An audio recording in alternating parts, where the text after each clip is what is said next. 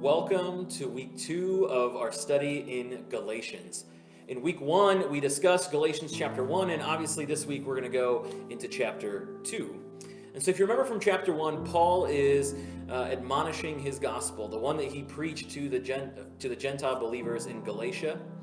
And Paul is defending his gospel because he got it from Jesus and it was approved by Paul. And so in chapter 2, he continues his argument that the gospel he preached, the gospel of freedom and the gospel of something new, is the real gospel of Jesus Christ. And so in chapter 2, verse 1, he mentions that he takes Barnabas, who is a Jewish Christian, and then he takes Titus, who is a Greek Christian. Both of them he takes with him to Jerusalem. And we get this sense from Paul, even in just mentioning who he took, that from the beginning of his ministry, Paul never made distinctions between Jews and Greeks. For Paul, if they followed Jesus, they followed Jesus. And if they were a friend of Jesus, they were a friend of his. And so it says he took Barnabas and Titus, and it says he went up in response to a vision. And we have this continued revelation from Jesus himself, this continued authority of Jesus that Paul takes with him wherever he goes.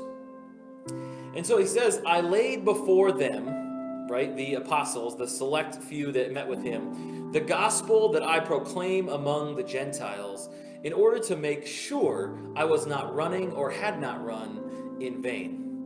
So Paul says, not only is my gospel from Jesus, not only did Peter say, hey, you're good to go, but I took it before these select few to make sure that my gospel was tested, that it was revelation, it was approved and acknowledged by the acknowledged authorities in the matter. And so he takes Barnabas and Titus and he goes to Jerusalem to get his gospel approved. And in fact, he says that Titus, when they go, Titus, who is a Greek Christian who is traveling with Paul, he felt no need to be circumcised at all.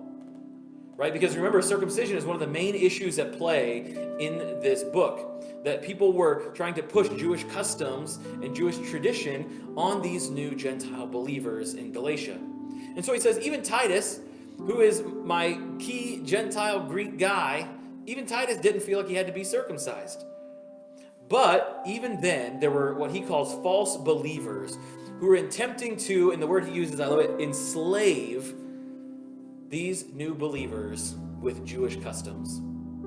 However, Paul would not let them submit to these teachers. Paul was trying to make absolutely sure that his gospel was not changed or affected by these false teachers. And in fact, Paul's gospel, he says in verse 6, was found to be fitting by all these apostles he met with. He said they had no issue at all with the thing I was preaching. My gospel was the real gospel. It was confirmed by these believers. And then in verses 7 through 11, we find what Paul calls the right hand of fellowship, which is a great biblical phrase. And essentially what Paul says is that Peter and the apostles in Jerusalem admit that they are called in trying to reach the Jewish community in which they live. Paul, on the other hand, is specifically called to reach the Gentiles. So one is called to reach the Jews, one is called to reach the Gentiles, and that is okay. That was okay. It says they not only did they extend the right hand of fellowship, it says they even asked Paul to help support the poor, which in Jerusalem was probably due to the famine that happened in the years 46 through 48. And Paul did this in all of his church plants. You can read in the book of Romans and the books of 1st and 2nd Corinthians, Paul's asking his church plants to send money and support the poor just as he was asked. And so they have this awesome agreement where they come together and they say, you know what? Your mission field is different than mine. And my mission field is different from yours. And that's okay. We are going to work together because we can agree on the gospel. And the problem is that agreement is easier said than done. And so in verses 12 through 14, Paul actually shares about an experience where he had to call Peter out when he had visited Antioch. Peter came to Antioch to visit with these churches, to meet the people that were coming to Christ in droves through Paul's ministry. And he says that Peter would eat just fine with the Gentile believers when nobody was around. Because you see, there were certain sects of Jews which would eat with the Gentiles as long as certain food safety and food cleanliness laws were met. But the stricter ones would not even eat with them at all. And so Peter would eat with these Judeo-Christians in Antioch. He would eat with these Gentile Christians in Antioch until James sends some of their buddies from Jerusalem to come check it out. And then all of a sudden, Peter would no longer eat with his Gentile friends. And so Paul says, listen, you're being a hypocrite. He says, you'll eat with us when nobody's watching, but then when people are watching, when your old Jewish friends are watching, then it's like, oh, better not do that anymore. And I love Paul's comeback here because it ties directly to these false teachers that Paul's calling out in Galatia in this letter. Here's what he says. He says, if you, though a Jew, live like a Gentile and not like a Jew, how can you compel the Gentiles to live like Jews? Right? So in other words, he's saying, even you, who are a devout Jewish person, even you don't live a Jewish lifestyle. And yet you're expecting these Gentiles who are new to the faith, who are new to God in general, you're expecting them to follow those rules. Do you see the double standard here?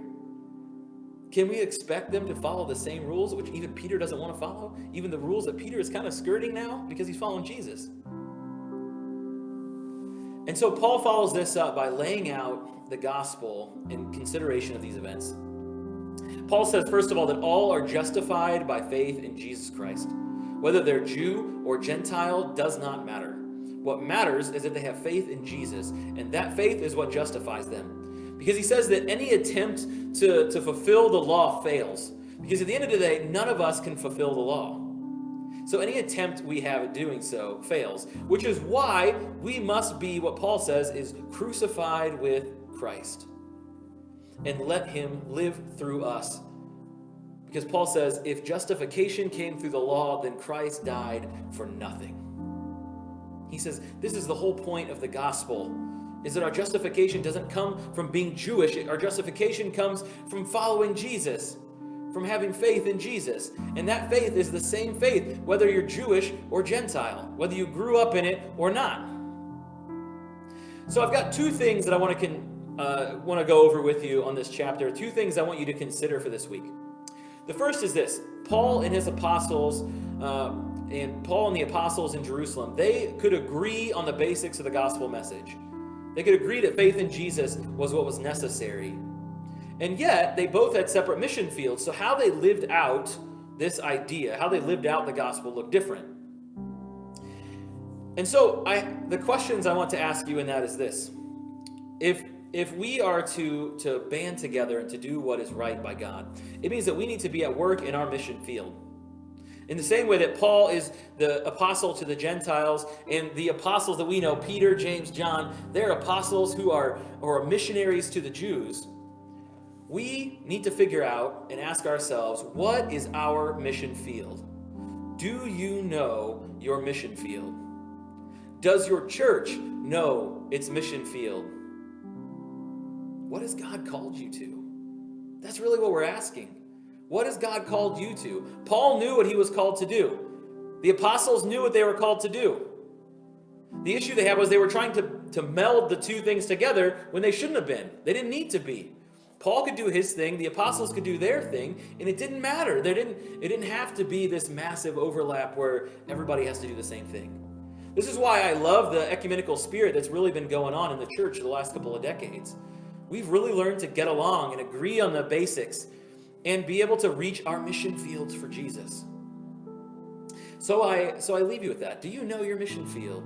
Does your church know its mission field? What is God calling you to do? So that's the first thing. That's the first thing I want you to consider in this chapter. The second thing I want you to consider is this. Are we living the gospel we're preaching? Because Peter knew the gospel, Paul knew the gospel, and yet Paul calls out Peter because Peter's not living it out. Peter's not living as if Jews and Gentiles are the same now. Peter is living within one set of rules with other people and these set of rules with these people, and then if they mesh together, he has to choose. What gospel are we living out, right? Peter struggles with it. We all struggle with it. Do we live the faith that we're preaching to others? And if not, How do we begin to do that? How do we begin to rectify some of the places that we have been hypocrites? Some of the places where we have preached faith and yet not gone out and done it. And so I recorded this week in front of our mission wall here at Markle UMC because I think it's important for you to remember what we're called to do. This is why we put it on the wall, guys. We put it on the wall because our church believes this is how we're going to accomplish the mission from God. But notice that what's not up here is our mission field. Because I believe God calls each of us to separate things. He calls our church to different things in different seasons. And we are called to figure out what that is. So these are your questions. Remember, number one, do you know your mission field and your church's mission field? And number two, are you living the gospel you're preaching in the mission field? I'll see you next week.